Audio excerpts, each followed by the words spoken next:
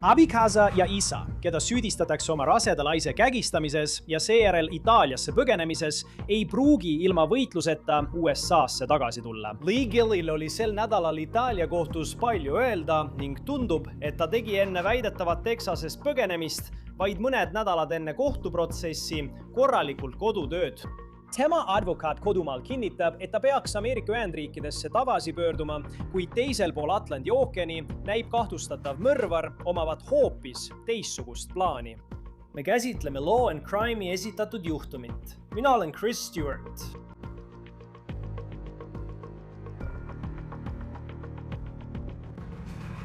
Olgu, kutid, enne kui alustame selle On the Case'i episoodiga, tahan teile rääkida rakendusest Upside. See annab teile raha tagasi igapäevaste ostude nagu kütus, toidukaubad ja kaasavõetav toit pealt. Kõik, mida peate tegema, on laadida Upside tasuta alla, valida pakkumine mõnes nende enam kui 100 000 asukohast ja seejärel maksta nagu tavaliselt oma kaardiga. Pärast seda kinnitate ostu ja saate raha tagasi. Mina kasutan seda, kui tangin kütust või tellin toitu kaasa. Otsin lihtsalt pakkumisi Upside'ist. Siis pärast kulutamist ilmub raha minu rakendusse ja ma kannan selle otse oma pangakontole. Upside'i sagedased kasutajad teenivad keskmiselt $254 aastas tagasi. Et hakata raha tagasi saama, klõpsa kirjelduses olevale lingile või skaneeri QR-kood ja kasuta sooduskoodi OTC, et saada oma esimese paagitäie kütuse iga galloni eest lisaks 25 senti boonust.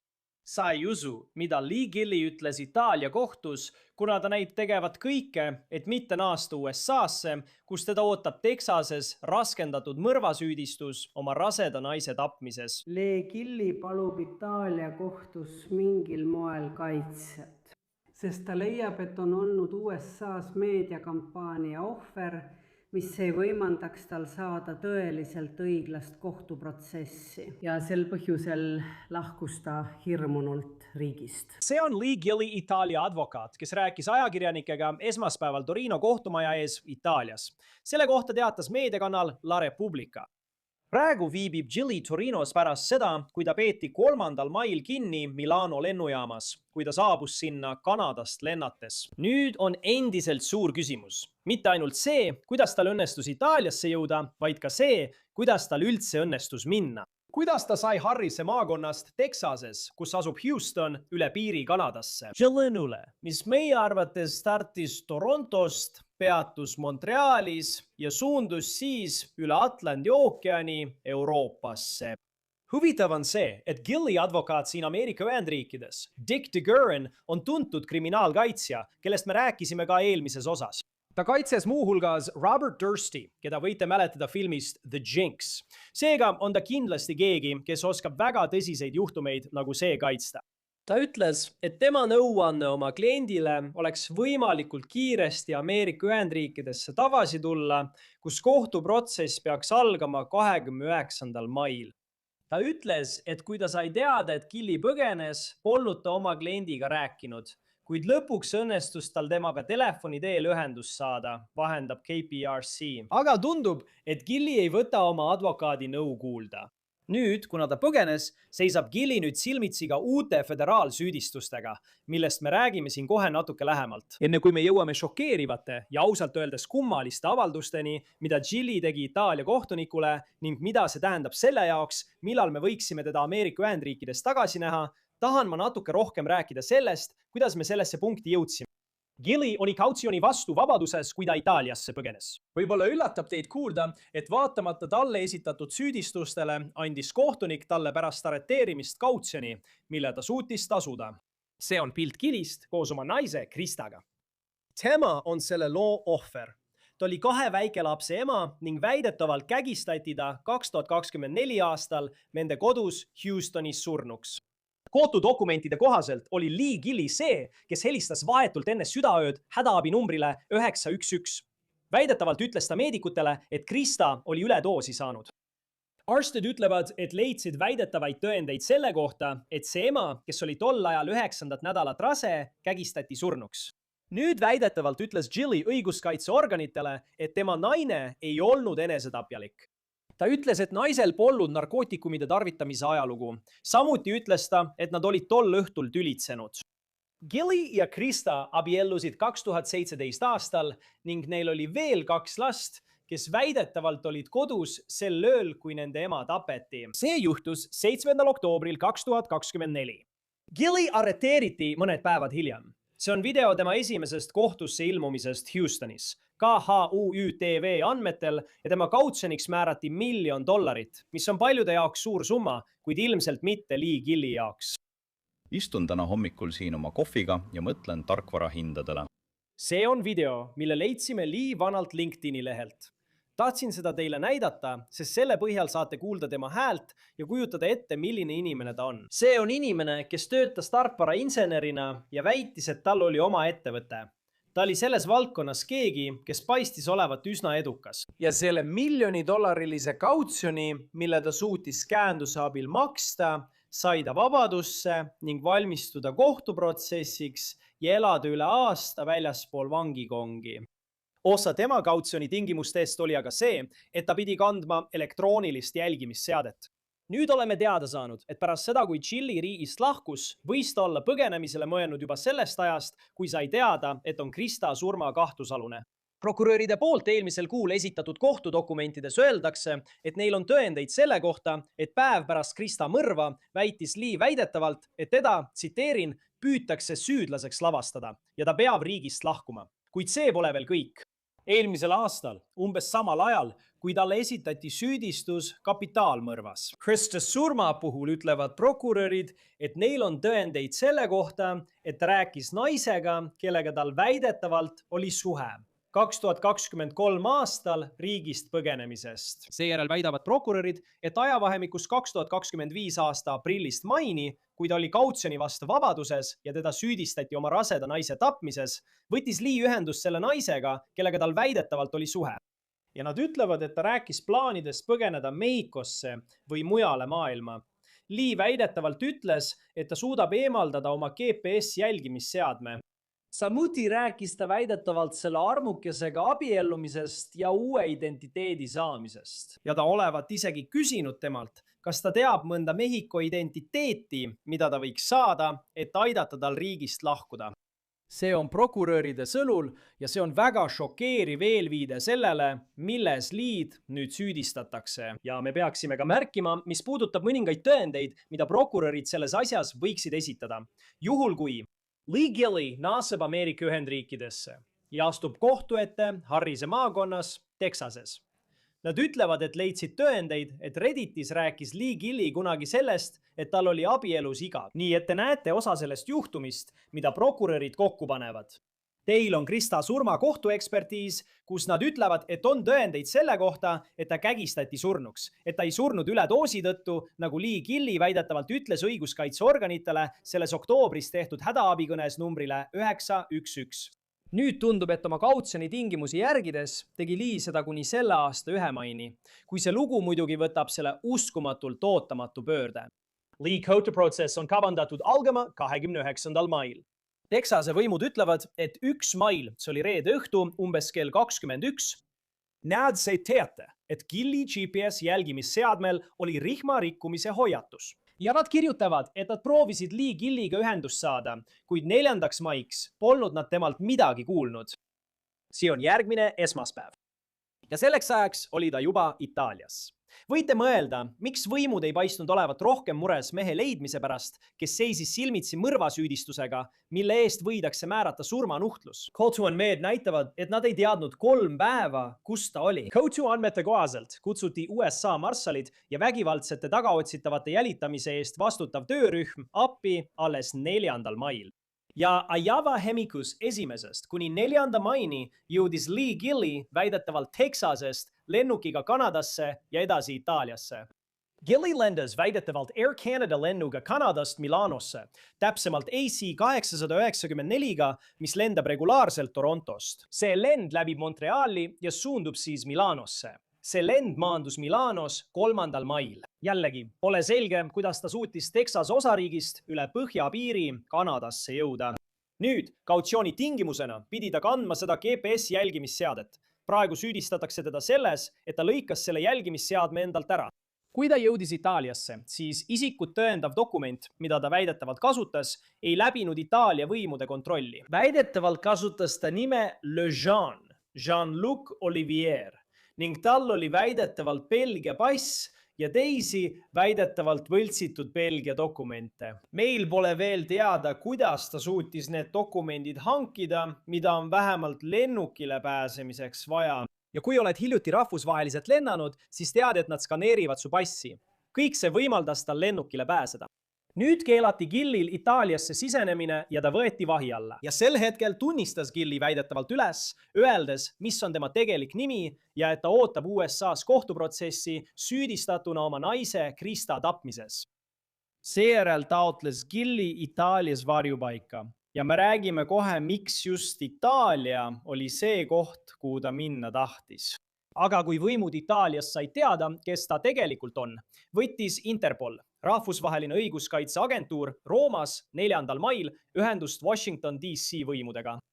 See on föderaalne kriminaalkaebus, mis esitati pärast seda, kui Itaalia võimud võtsid Gilli vahi alla. USA võimude jaoks seisab ta silmitsi mitte ainult Harris County, Texas osariigis esitatud süüdistusega mõrvas, mille eest võib määrata surmanuhtluse, vaid nüüd ka föderaalse süüdistusega. Süüdistusega osariikide vahelises põgenemises, et vältida kohtu alla andmist. Nüüd astus Gilli esimest korda Itaalia kohtu ette ja tal oli ilmselt palju öelda. NBC Newsi ajakirjanik viibis kohtusaalis ja see ajakirjanik ütles, et kohtunik küsis, kas ta nõustub väljaandmisega Ameerika Ühendriikidesse või kas ta soovib, et rahvusvahelise kaitse taotlemise protsess jätkuks. Ja Gilli ütles väidetavalt, tsiteerin, ma ei nõustu. Seejärel ütles ajakirjanik, et Gilli tegi omal algatusel avaldusi oma naise surma kohta. Väidetavalt ütles ta, tsiteerin, mu naine on surnud ja nad süüdistasid mind valesti. Sellepärast ei usu ma enam õigussüsteemi. Ma olen süütu, ma ei tapnud oma naist. Ainus kuritegu, mille ma toime panin, oli põgenemine. Ma põgenesin, et vältida tapmist. Ma tegin kõik endast oleneva, et põgeneda ja otsida kaitset Itaalias. Oluline on märkida, et Itaalia ei anna inimesi välja riikidesse, kus neid võidakse surma mõista.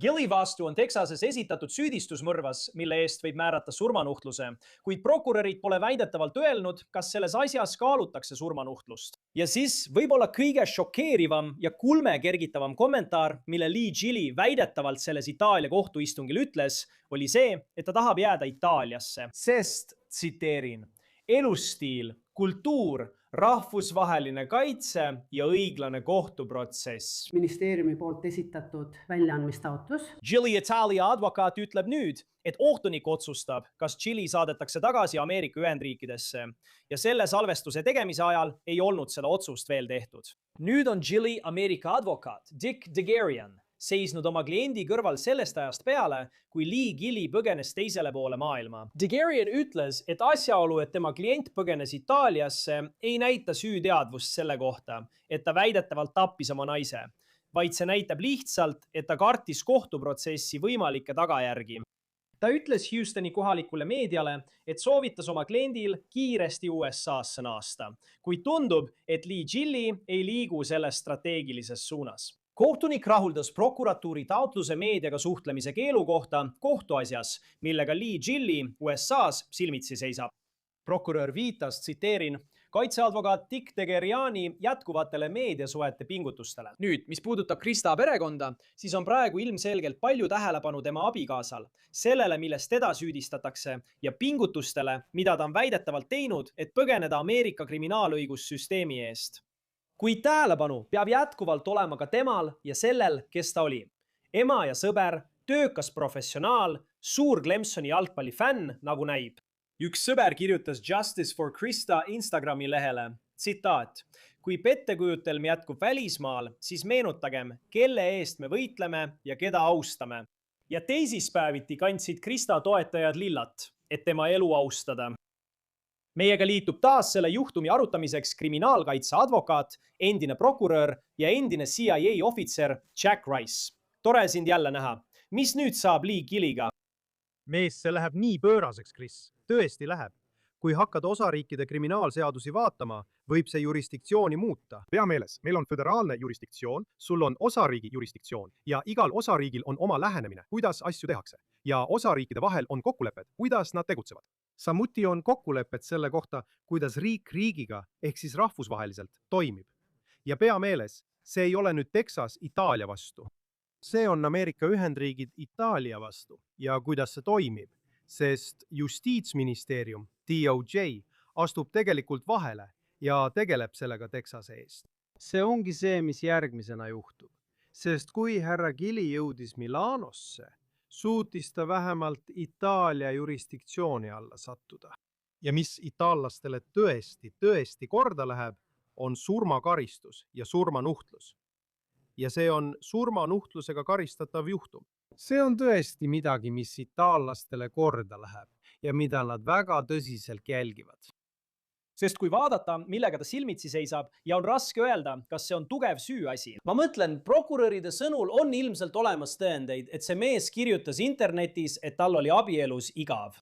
Nad väidavad, et tal oli 2023 aastal suhe ja et ta käitus kummaliselt ajal, mil see kõik juhtus. Ja siis on ilmselt olemas kohtuekspertiisi tõendid ohvri kehal, mille põhjal nad väidavad, et ta kägistas naise surnuks ja seejärel valetas selle kohta, öeldes, et naine suri üledoosi tõttu ja nii edasi. Prokurörid ei ole öelnud, kas nad kavatsevad selles asjas surmanuhtlust taotleda. Kuidas see mõjutab nüüd seda võimalikku läbirääkimist USA ja Itaalia vahel tema tagasitoomiseks, et ta siin kohtu ette tuua? Need on tõesti head küsimused, kui me selle peale mõtleme. Alustame faktidest tema vastu, süüdistustest tema vastu Texases. See on üks osa sellest. Teine osa sellest on see, kuidas kõik selle tähendusega toime tulevad. Jah, süüdistused on väga tõsised. Texase prokuröride sõnul on neil praegu palju tõendeid, sealhulgas lämbumise tõendeid. Kui me vaatame kedagi, keda on kägistatud, on palju asju, mida saab vaadata. Sa juba mainisid selliseid asju nagu mõlema võrkkesta verejooks, kui silmadesse tekib verd ja muud sellist. Aga sa näed ka, et kaelas on tegelikult luid, mis võivad murduda või puruneda. Võib esineda vigastusi ja söögitoru kokkuvajumist ning muid asju, mida neil ilmselt ka esineb. Ja see tõesti toetab seda argumenti, lisaks mõningatele, kui nii võib öelda. Ja ma kasutan väljendit digitaalse jalajälje tõendid, sellele, mida ta on internetis kirjutanud, kuidas ta teeb seda, mida ta teeb ja millele ta mõtles. Kõik see on lubatav tõendina ja see on üks osa. See on tõendusmaterjal, aga on veel midagi. Kui me räägime surmanuhtluse juhtumitest ja see on potentsiaalne surmanuhtluse juhtum, riigis on 3 osariiki, mis, kui ma tohin nii öelda, kui keegi nende eest süüdi mõistetakse, siis need 3 osariiki hukkavad rohkem inimesi kui kõik ülejäänud kokku. Ja osariik, mis tegelikult kõige rohkem hukkab, on Texas. Ja see on lihtsalt see, mida see teeb. Kuna tegemist on surmanuhtluse juhtumiga, seab see itaallased teistsugusesse olukorda. Mitte Texase ega Ameerika Ühendriikide jaoks, vaid itaallaste jaoks. Seega ei ole asi selles, mida osariik suudab tõestada, ega isegi mitte nende väidetes, mida nad peavad tõeks. Asi on selles, mida osariik saab temaga teha juhul, kui härra Gilli saadetakse Itaaliast tagasi Houstoni kohtu ette astuma. Sest ma mõtlen, mitte Greek. Tead, see on. Tead, ta teatab, ta ütleb, et ta taotleb varjupaika, kui ta Itaaliasse jõuab. Ja me oleme näinud tead kindlasti erinevat tüüpi lugudes, mis kuuluvad tõsielu kuritegude valdkonda, kui sa mõtled tagasi. Lihtsalt. Mitte poliitiliseks minnes, aga tead, immigratsiooni ideele ja sellele, mida see tegelikult tähendab, kui keegi taotleb varjupaika. Sa ei saa lihtsalt öelda, et ma taotlen varjupaika ja siis sa äkitselt selle saad. Aga mis puudutab seda, kuidas ta on seda teinud, siis kas see vastab nõuetele? Ma mõtlen, kas see on piisav. Kas ta saab siis? Ma mõtlen, mis juhtus? Kas ta jääbki igaveseks Itaaliasse, kui Texas ütleb, et nad ei välista surmanuhtluse võimalust?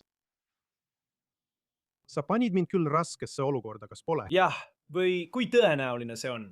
Ma mõtlen, kui tugev tundub tema juhtum olevat. Mitte tema kaitsemeeskonna strateegia seisukohalt siin USA's, vaid kui tugev on tema väide, et ta on justkui poliitvang. Tead küll, USA õigussüsteemi tõttu.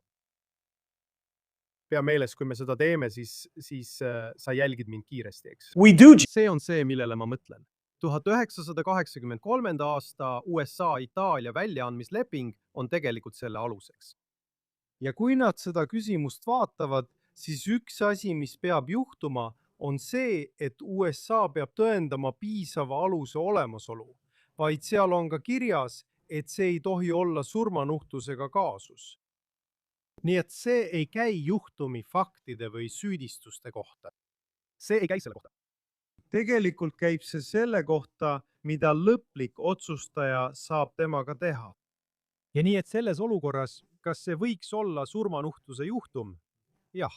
Ja see teebki asja pööraseks, sest äkitselt, lihtsalt sellepärast, et ta lahkub ühest jurisdiktsioonist ja satub teise, võib see muuta seda, mida Texas või USA temaga teha saab. Ja kas see vastab sellele kriteeriumile? See on selleks hea riik. Sa võid selle peale mõelda ka teistes riikides, isegi Euroopas. Ja tegelikult oli olemas midagi, mida kutsuti Euroopa Inimõiguste komitee ja nemad rääkisid sellest samuti. Ja see on osa sellest, mida itaallased teevad. Aga itaallased on selles osas tugevamad kui eurooplased üldiselt. Neil on ülemkohtu praktika, mis ulatuvad tagasi aastatesse 79, 86 ja mujale, mis nende jaoks seda rakendavad ning ütlevad, et neil pole valikut. Nii et nende jaoks võib see väga hästi tähendada Ameerika Ühendriikide justiitsministeeriumi ja lõpuks Texase jaoks seda, et kui te tahate härra Gilli tagasi saada, peate nõustuma sellega, et surmanuhtluse võimalusest loobutakse. Ja tegelikult olemegi praegu täpselt selles olukorras. Ja see on isegi enne, kui Texase head inimesed saavad otsustada, kas härra Gilli on selle kuriteo eest üldse süüdi või mitte.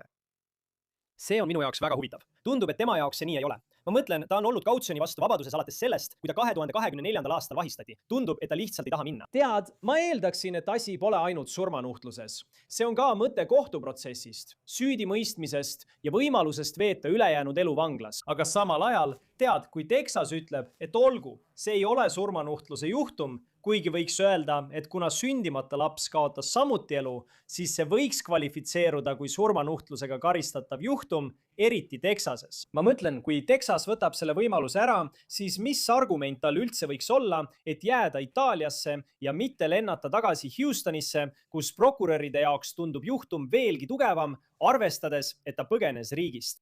Jah, ma arvan, et need ongi need argumendid, millele Houstonis prokurörid praegu tõsiselt mõtlevad. Ma arvan, et juhul, kui Texas võtab selle võimaluse ära, ehk siis loobub surmanuhtluse osast, siis ma usun, et itaallased nõustuvad väljaandmisega.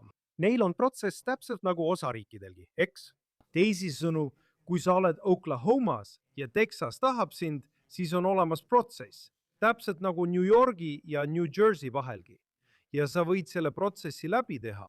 See on natuke teistsugune, sest siin on vaja ka seda, mida nimetatakse põhjendatud aluseks. Sa pead tegelikult midagi tõestama.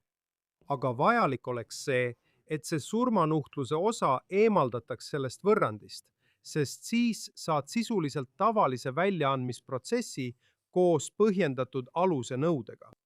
Ja kui sa oled selle Itaalia kohtus tõestanud, pead sa saama kokkuleppe, et surmanuhtlust kunagi ei rakendata. Ja tehniliselt toimiks see Texases või tegelikult ükskõik kus mujal osariikides nii, et isegi kui nad tahaksid talle surmanuhtlust määrata, ei saaks nad seda tegelikult teha.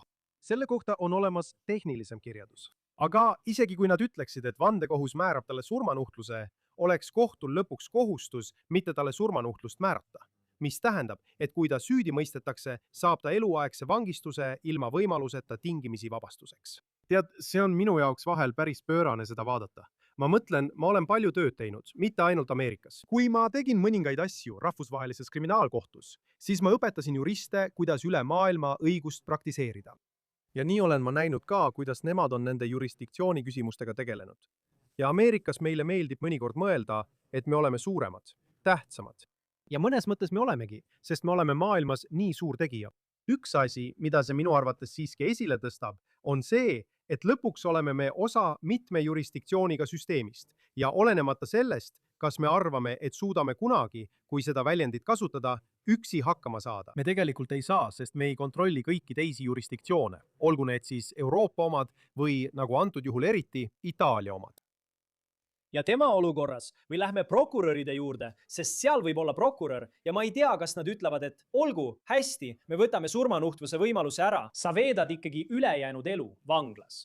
aga kui sa teed seda otsust ja ma ei tea, kui tihti keegi suudab jõuda riiki nagu Itaalia, kui tal on sellised süüdistused, siis mida sa pead arvestama, et kas sa tegelikult saad seda teha? Sest ma olen kindel, et võib-olla keegi teine, kes seisab silmitsi täiesti teistsuguse süüdistusega ja suudab jõuda riiki, kus ta saab esitada konkreetse argumendi. Kas see pretsedent, mille sa looksid, öeldes seaduslikult, et me ei mõista sulle surmanuhtlust, kui sind selles süüdi mõistetakse? Kuidas see mõjutab otsuseid, mida Harrise maakond Texases peab tegema? Ei, see on väga hea küsimus. Ja tead, Harrise maakond on tegelikult selle probleemiga tegelenud rohkem kui paljud teised maakonnad. See on juba iseenesest tohutu maakond. Ja millega nad on tegelenud, on palju juhtumeid, kus inimesed on põgenenud Kesk- ja Lõuna-Ameerikasse. Ja nii ongi juhtunud, et nad on püüdnud tagasi tulla ja nende juhtumitega ise tegeleda. Aga mida me võime kindlalt teada? Meil on seda juhtunud.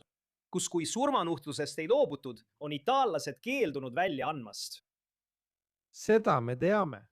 Tõeline küsimus on, kas see piirab prokuröride võimalust süüdistust esitada. Ja ma mõtlen, süüdistada kuni surmanuhtluse ja hukkamiseni välja. Kas nad saavad seda teha? Ma ei usu, et see piirab nende võimalusi. See kehtib lihtsalt ainult selle konkreetse juhtumi kohta, mitte ei piira nende tulevast võimet teha seda, mida nad teevad. Küll aga arvan ma, et see võib muuta seda, mis juhtub siis, kui tegeletakse surmanuhtluse juhtumiga. See tähendab, kui räägitakse kautsionist, kas üldse võiks kellelegi kautsjoni anda või mitte. Kuna kardetakse, et nad võivad põgeneda jurisdiktsiooni, mis võib piirata Texase võimalusi seda juhtumit nende arvates sobival viisil menetleda. Ja see võib muuta seda, kuidas nad lähenevad igale juhtumile, mis võib olla olemuselt surmanuhtlusega seotud. Sest ma arvan ka, ma tean, et me rääkisime sellest eelmine kord, et nad said teate, et tema GPS jälgimisseadmega oli midagi valesti juba 1. kuupäeval, aga USA marssalitega ühine töörühm hakkas tegutsema alles 4. ja ta oli juba 3. Itaalias. See on nagu täiesti eraldi osa sellest kõigest. Tema puhul, ja ma tean, et sa töötad mõrvajuhtumitega ja ma mõtlen lihtsalt Lee Gilli peale. Ja kui ta on süüdi selles, millest teda süüdistatakse, siis on ta täielik koletis. Aga samas, see mees tundus kuni selle päevani oktoobris 2024 elavat täiesti tavalist elu. Ei paistnud, et sinna koju oleks koduste probleemide tõttu väljakutseid tehtud. Ta omas nagu tarkvarafirmat. Ja siis ongi nii, et nüüd on ta siin. Teda süüdistatakse selles kohutavas kuriteos. Ta on Itaalias, ta räägib kohtunikuga itaalia keeles. Ta ütleb, et tahab sinna jääda elustiili ja kultuuri pärast. Ja ta kuulutab, tundub, et ta arvab, et on kõige targem mees ruumis. Lihtsalt, mis sulle silma jääb? Lihtsalt kui keegi, kes on näinud paljusid selliseid juhtumeid, mis sulle tema isiksuse juures ja selles, millisena ta paistab, silma jääb? Tead, need võivad olla erakordselt rasked, Chris. Ja ma pean ka tagasi vaatama ajale, mil töötasin agentuuris. Ja seega, endise CIA operatiivametnikuna üks asi, mida ma nägin juba siis, oli see nartsissismi tase, mida sa üldelanikkonna seas nii palju ei näe.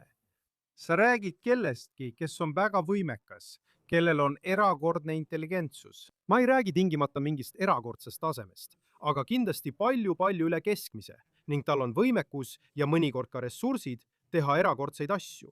Ma sain seda näha agentide puhul üle kogu maailma. Ja nii see ongi. Aga ma olen seda näinud nii endise prokuröri kui ka kaitseadvokaadina. See, mis juhtub, kui sul on tegemist kellegagi, nagu tema muudab olukorra tõesti keeruliseks ja frustreerivaks. Minu vaatenurgast, sest võiks arvata, et minu valvsus peaks olema kõrgem kui peaaegu kõigil teistel.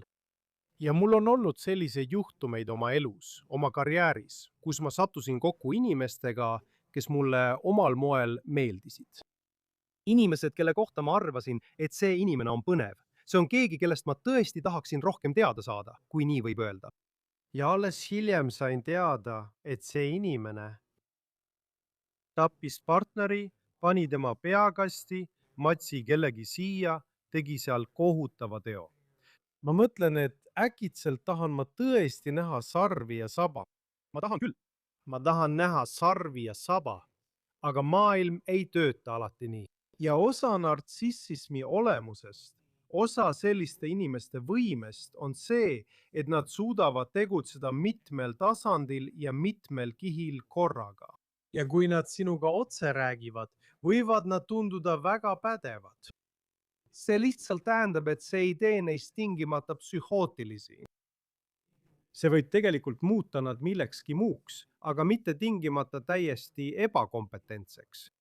Ja see ongi põhjus, miks neid saab ja tuleks nende poolt toime pandud kuritegude eest vastutusele võtta, seni kuni need suudetakse tõendada. Ja eks me näeme, mis saab. Ma mõtlen, et tema Itaalia kohtuistungil kaamerad ei olnud lubatud. Aga kui ja millal ta jõuab tagasi Houstoni, kus kohtusaalis tõenäoliselt kaamerad on, sest me oleme neid seal varem näinud.